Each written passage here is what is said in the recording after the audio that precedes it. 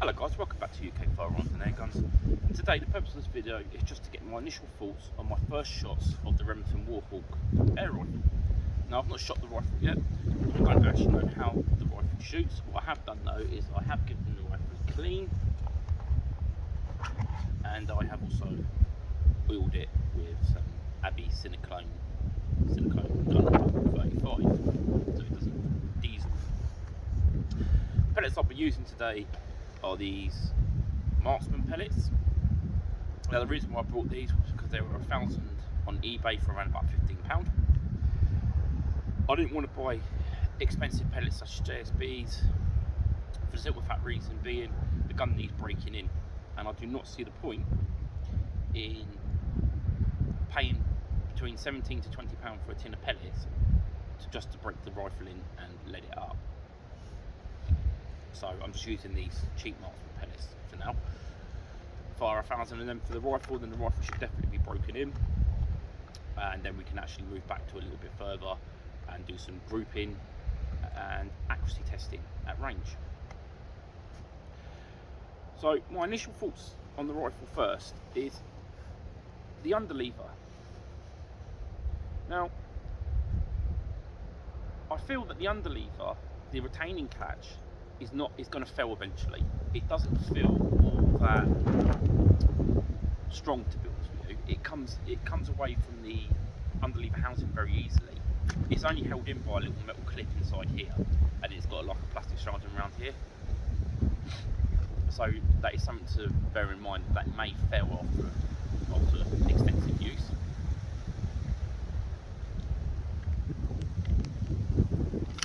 The cocking of the gun is very smooth. There doesn't seem to be any jerky movements or any grinding of such, and the actual strength it takes to cock the rifle is not a lot at all.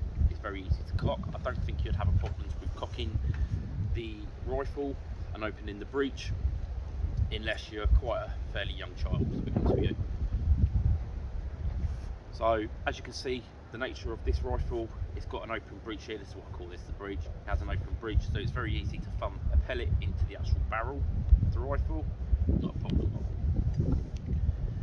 Here we have the underlever release catch. Only takes a slight bit of pressure and the lever pops back into place, and that's a nice smooth movement as well while you're moving the lever back into the housing. Here we have the safety catch, and I really do not like this because first of all I don't feel that you should have a safety catch inside the trigger guard area, and the way this safety catch works is to take it off safe you actually have to pull the safety catch towards the trigger. Now this could cause a problem in safety, i.e. like you can see now it's raining a little bit. You could pull the safety catch back towards the trigger to take it off safe, your finger slips off and then you pull the trigger by mistake and have a negative discharge, which could cause a safety concern. So just be aware of that. To put it back onto safe, you push the safety towards the barrel. This does have an automatic safety. Every time you cock the gun, the safety will engage. Just take it off safe. So the manufacturer states that this rifle has a 2-stage trigger.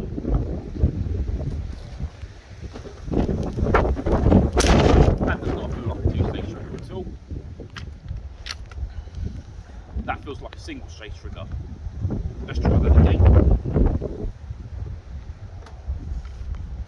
The trigger itself though is not too bad. It's not the bestest trigger in the world, but it's alright.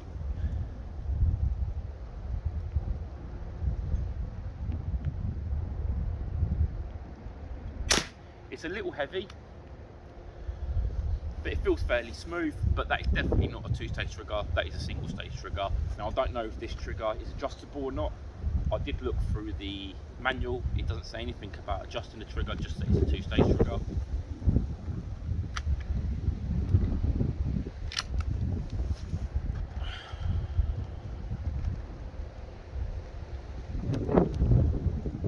Oh, you gotta love the British weather, ain't you? I wanted to clean the car today as well. Oh well.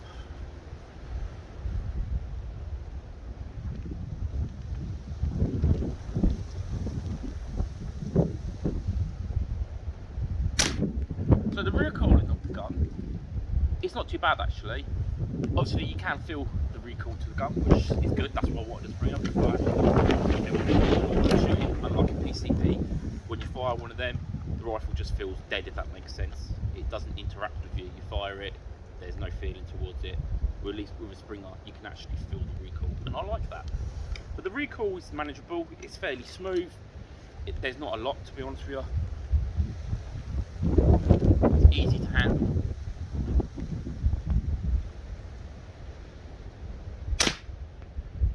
Yeah, that trigger, definitely not a two-stage. Unfortunately, I was hoping that it was a two-stage trigger, because they did say it was a two-stage trigger. It feels more like a single stage. But it's a little heavy, but it's not too bad. There's a lot better triggers out there.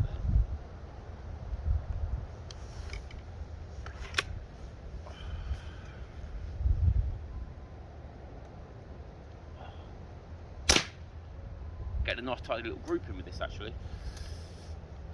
Now, hopefully the trigger will feel a little bit better once it's been broken in, but we'll have to wait and see that, won't we?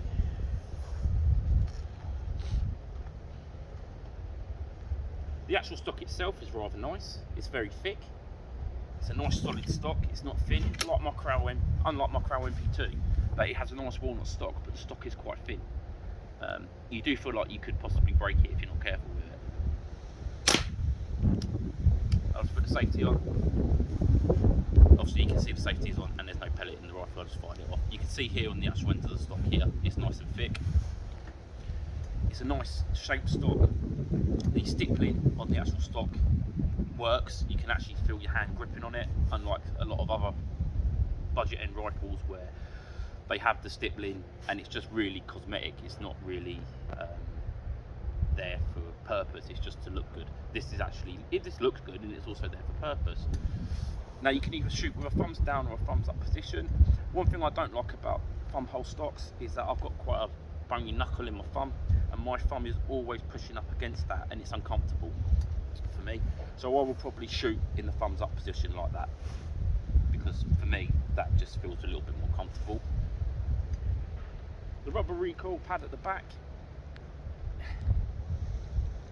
it's fairly solid. There's not much give in it, but it is quite nice. It has Remington written on the back of it.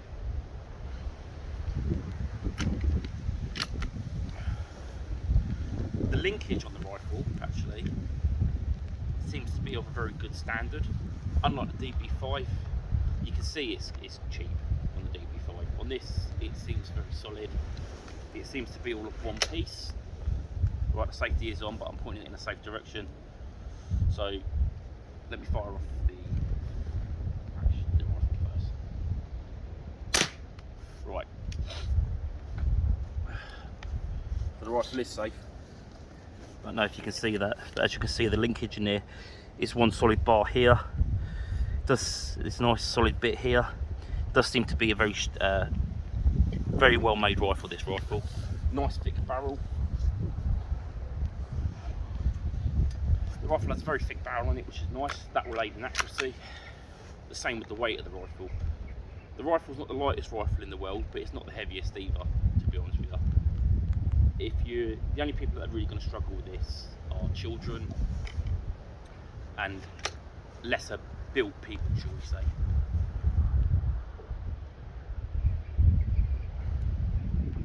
But on the bench, the rifle's fine. Now you can feel that most of the weight of the rifle is further forward of the rifle, but it doesn't really, for me, it doesn't really affect my shooting. So I'll do a couple of standing shots. So you can feel that most of the weight's at the front. However, let's shoot at a target. However, it's definitely not unmanageable. Definitely not unmanageable. It doesn't feel like the rifle's trying to pull the barrel down, if that makes sense. So yes, the weight is more towards the front end of the rifle, but it doesn't feel like it's trying to pull the barrel down. So it's manageable. It is manageable. It's not it's not so heavy that it's uncomfortable to shoot, or you just want to put the rifle down, to be honest with you. See, I've got a nice stable firing position here. Yeah, it does feel like a very nice, well-built rifle. It's comfortable to shoot. Recoil's minimal. I'm only shooting at 10 metres, guys, because I'm only just wanting to test what the rifle actually feels like while shooting it, as it's the first time I've actually managed to get it out to shoot. But at 10 metres, the groupings I'm getting they're all pretty much one hole, so it's got potential to be a very accurate rifle. Like I said, we'll have to see once it's broken in, and see what type of action we can get with some better pellets. But to be fair, with these marksman pellets, I know I was only shooting at 20 metres in my other videos, but I've had good results with these marksman pellets, to be honest with you. So, well, I'll try these as well at 30 odd metres, just to see how they go. Hopefully the rifle will like cheaper pellets. I know my Crow MP2 loves the old, the new design Spitfires, which is a nice cheap pellet, which is a good thing.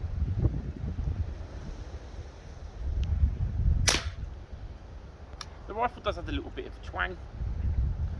We'll have to see how that progresses once the rifle's broken in, once the action's broken in.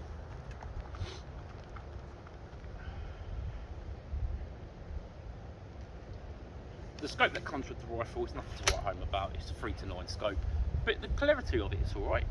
For backguarding and plinking, it seems fine. No problem.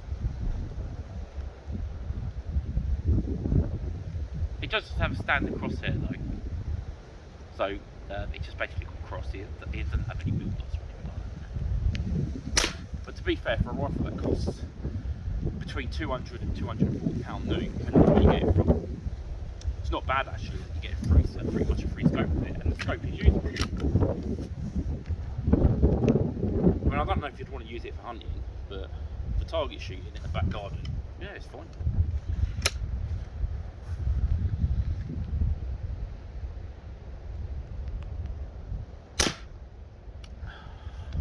This rifle is quite fun to shoot. I'm enjoying shooting this rifle actually. The bluing seems quite nice on it.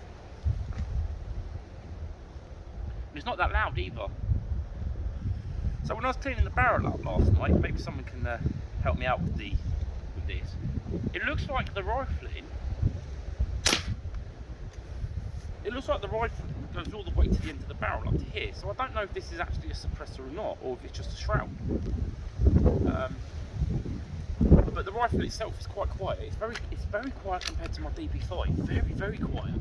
All I can hear is the actual spring and the action. I can't hear any rapport from the muzzle end of the rifle.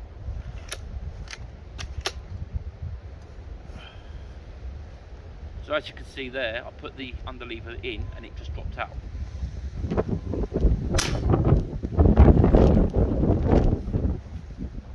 So all in all, for my first shots, I do like the rifle. It shoots nice, it feels nice to shoulder, the recoil's nice on it. It's a pleasant gun to shoot. That's the best way I can describe it. It is a pleasant gun to shoot. The things that I don't like about it so far is the trigger. Even though it's not bad, it's not a bad trigger, it's alright. It's just the fact that they say it's a two-stage trigger, and it's not a two-stage trigger. That is definitely a single-stage trigger. Now I don't know if you can adjust these triggers. I couldn't find any information on adjusting them. So guys, if any of you do know if you can adjust Warhawk triggers, please let me know. Because I would like it if this was actually a two-stage trigger, to be honest with you, because it's better for shooting with.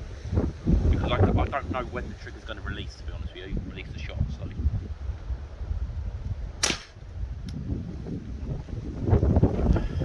Yeah, so I don't like the triggers.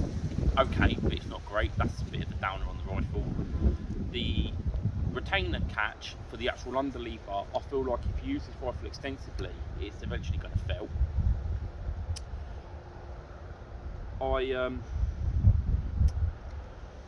I don't like the fact that the safety is inside the trigger guard, and to take the safety off you have to pull the safety towards the actual trigger and not away. But personally, I don't think there should be a safety within the trigger guard. It should be outside the trigger guard, away from the trigger. And if they do have to pull it in the trigger guard, it should be pushed away from the trigger, not towards the trigger. Especially if you're wearing gloves or something, then there is a possibility you could have an accident if you're not careful. So just be mindful of that, guys, if any of you are thinking about getting one of these, or if you have got one.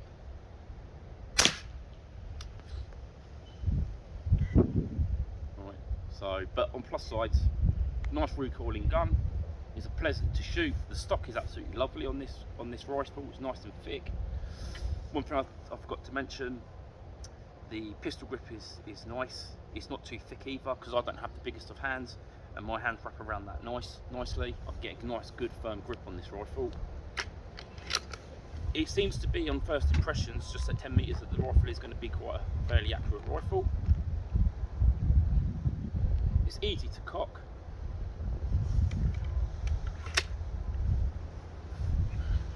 It's very easy to cock, actually. And it's pleasant to shoot. Put it this way, I'm glad I brought it. I am glad I brought it. So it does make me want to get another Springer. Like I said, I want to get a HW97K in one of my previous videos, and this just confirms it. Because when I got the DB5 underlever, I just wanted to try a Springer, see if I liked him or not. When I got the DB5 underlever, I actually quite enjoyed that rifle. I do like that rifle, and that's why I wanted to upgrade the Springer to a nicer underlever. So then I ended up getting the Remington Warhawk, which I think I'm going to really like this rifle, to be honest with you, especially once it's broken in. And then I would like to get something a little bit nicer, the the HW97K. I did have a handle of one in the shop a few months back, and I really did like it. It did feel like a really nice rifle, to be honest with you. So yeah. But thank you for watching, guys. Please like and subscribe. If you do have any comments or questions about the Remington Warhawk, please feel free to ask. Like I said, I've only just got the rifle. It's only my first shot, so I don't know the rifle all that well. But I will try my best to answer the questions as best as I can. Okay, so thank you for watching, guys. Appreciate it. Please like and subscribe, and goodbye.